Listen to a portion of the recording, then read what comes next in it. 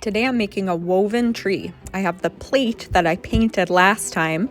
Now I have some brown yarn for my tree trunk and tree branches. I'm going to take the end of my yarn. This is the left notch and the right on the bottom. There's one on the left, one on the right, two little notches. We're going to focus on the left side notch. So make sure you know what side the left side is.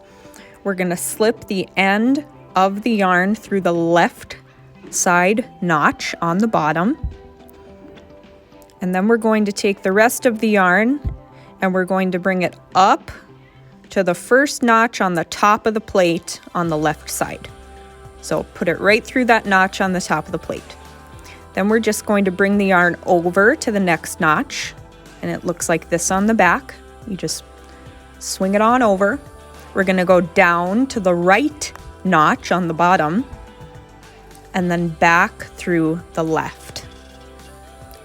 And so we're going to repeat that a few times. We're going to do left, up, over. Make sure you get it in those notches really well. Right, left. So left, up, over,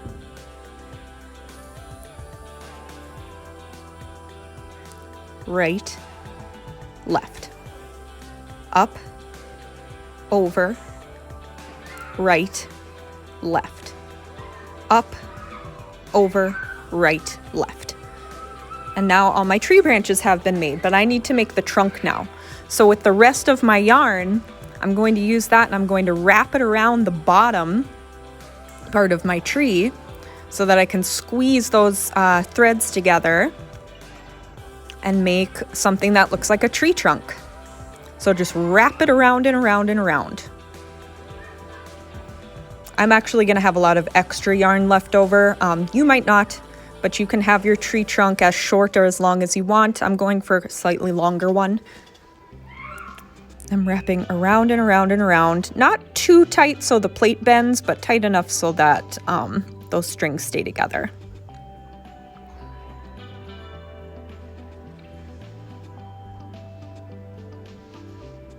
When I'm done wrapping, I'm just going to slip that through one of the notches on the bottom, and then I'm going to tie it together with that first little tail that hung out in the beginning. You don't have to tie them together, but it helps. And then I'll cut off my extra. If you have extra, you can cut that off too. And there is my tree with the trunk and branches. Now it's time to weave in the leaves of the tree. So the branches of our tree, they count as the warp strings of our weaving. And the leaf part, you can do different colors. You don't have to do green like me.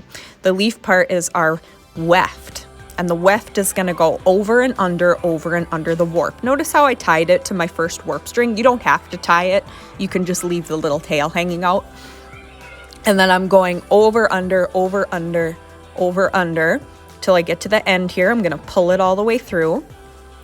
And because I went under my last warp here, I'm going to start by going over it on this side.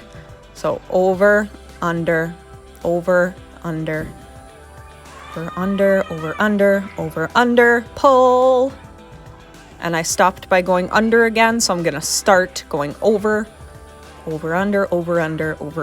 I'm weaving back and forth on this loom. And then I'll show you what happens when you run out of your first thread. Like I said, you can do different colors. You don't have to do green. So here I'm at the end of my first thread.